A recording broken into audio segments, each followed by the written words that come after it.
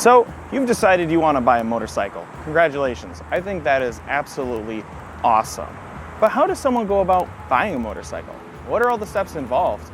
Is there any insider information that might save you some headaches during the process? Well, in today's video, we're going to cover all those questions and then everything in between. And believe it or not, the process for buying a motorcycle doesn't start here at the dealership. It starts at home on the computer. Let's head back and get started.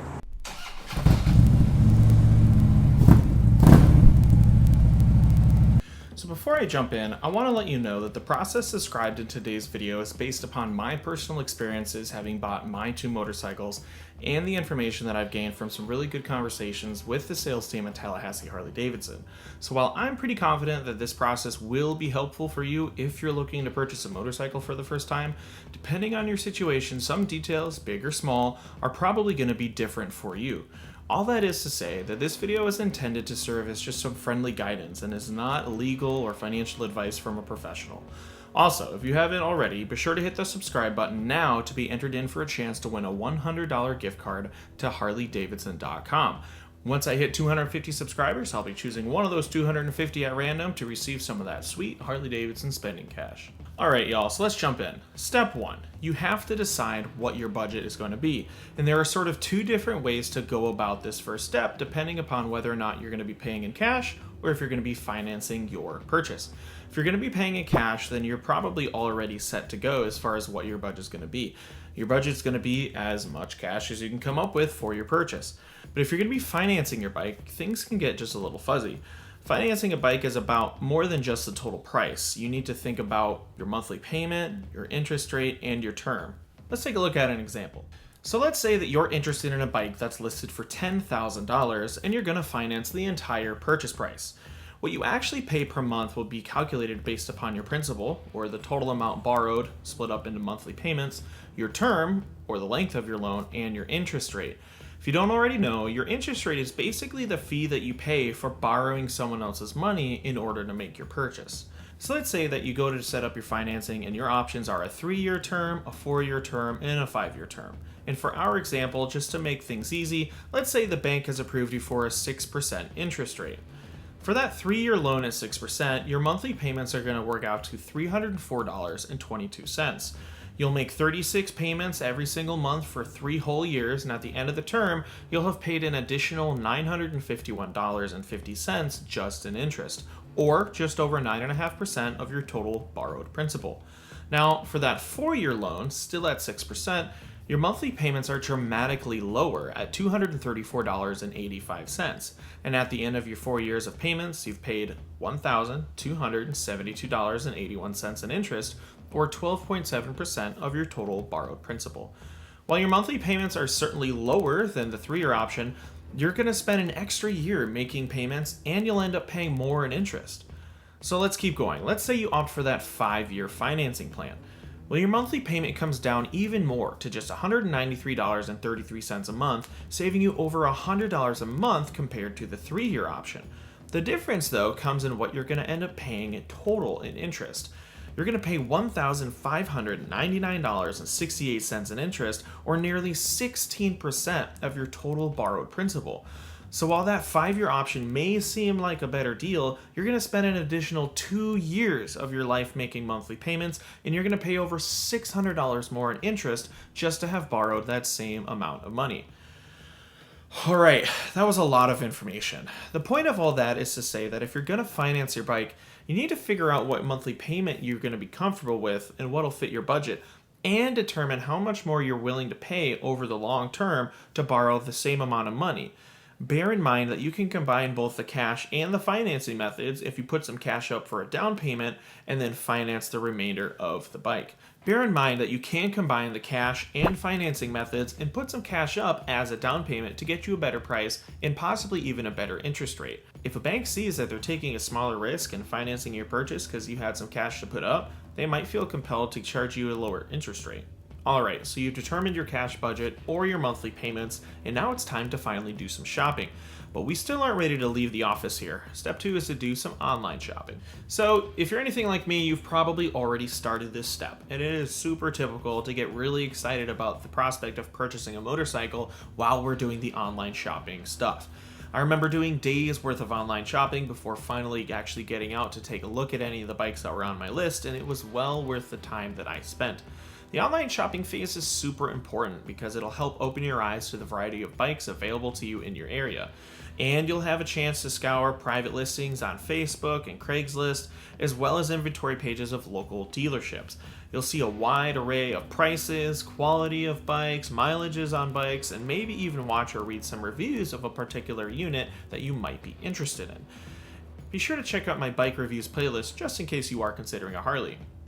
Now, the end goal of your online shopping is to see just what your budget can get you and help you create a short list of bikes that you're really interested in seeing and test riding. This can also help you avoid making an impulse purchase decision, which could come back to bite you further down the road. After you've come up with a short list of bikes, it's time to move to step 3. Step 3 is where the fun really begins, because now you're going to check out some bikes and hopefully get to test ride them. If you're headed to a privately listed seller, be sure to set up and confirm a test ride appointment, time, and place. If it's in an area that's unfamiliar to you, I'd recommend bringing a friend with you. It's really unlikely that anything shady or dangerous is going to happen, but I'd rather be safe than sorry. If you're headed to a dealership, I'd recommend calling ahead there too to make sure that any of the bikes that you're interested in taking a look at are still available. There's nothing more disappointing than setting your heart on a bike that you saw online just to walk into the dealership and find out they sold it last week and just haven't taken it off their website. Some dealerships are going to be really eager to get you on a bike for a test ride. Others may need their techs to set up a bike for a test ride, and others still may just tell you no. And if that's the case, I'd recommend finding another dealership near you to see if that model or one really similar to it is available for a test ride. I bought my first bike without being able to take it for a test ride, and I got really lucky and ended up loving that bike, but that's really more of the exception, not the rule. Now, there are hundreds of videos detailing what to look for and what kind of questions to ask when you're going to be checking out a used motorcycle, so I'm not going to waste any of our time talking about that process. But no matter what, I'd recommend taking your time and test riding as many bikes as you can. This isn't a small decision, and it's one you're going to be really happy that you took your time on. Alright, step 4. This is where the intensity of the process starts to really increase because the buying process starts here. You've test ridden a few bikes, you found one that fits your budget, and you've decided this is the one. If you're buying privately, this is where the magic begins because you're in a position to move the price a little bit. Maybe you notice some scratches on the paint that weren't apparent in online photos. Perhaps there's a feature or two missing. There might be an odd sound or vibration coming from the motor, or perhaps the odometer has been run up considerably since the bike was listed. Either way, the seller wants to make a sale and you want to make a purchase, so a little bargaining is expected. A warning to the wise, don't open up negotiations with an insultingly low offer.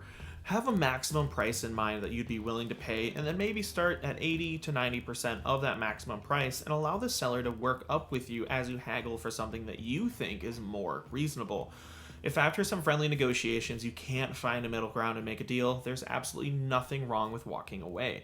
That is the reason why we came up with a short list of bikes, plural, just in case the first one or two don't work out.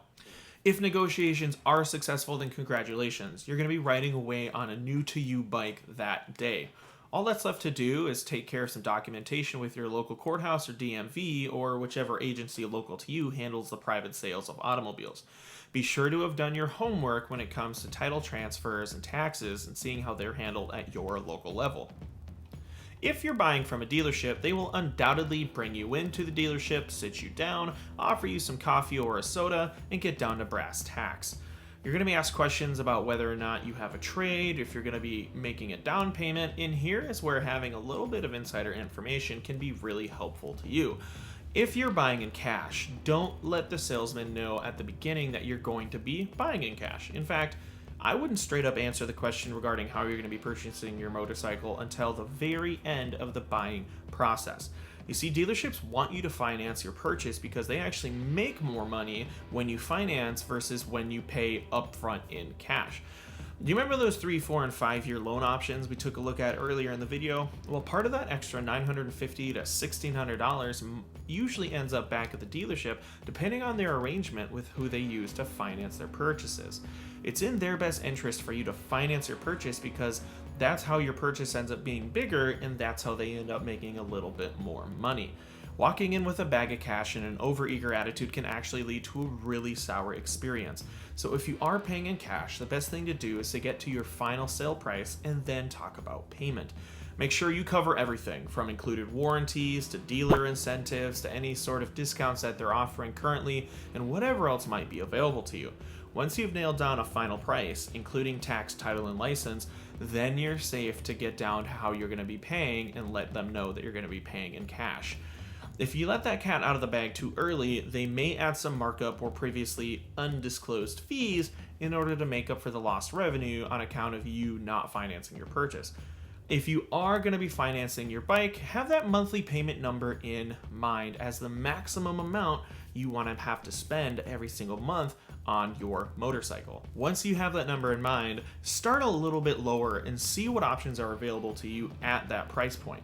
It's really easy to start thinking I want to pay no more than $300 and then walk out paying $340 a month just because it's only $40 more. Whereas it'd probably feel a lot better to think I'm not going to spend more than $250 and to walk out only paying $275, knowing that $300 was your original maximum number. Just like what I was saying about paying cash, start your negotiation with everything included and on the table. If the dealership is doing a giveaway with every bike purchase, maybe it's an iPad or a gift card, see if you can waive the giveaway and have it taken off of your purchase price. See how far you can get the price down before mentioning that you've got some cash to put up, if you do, for a down payment.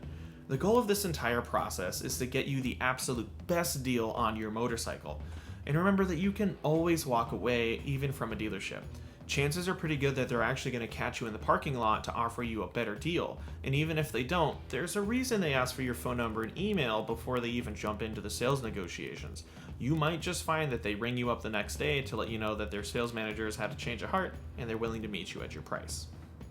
Step 5 is to finally buy the bike.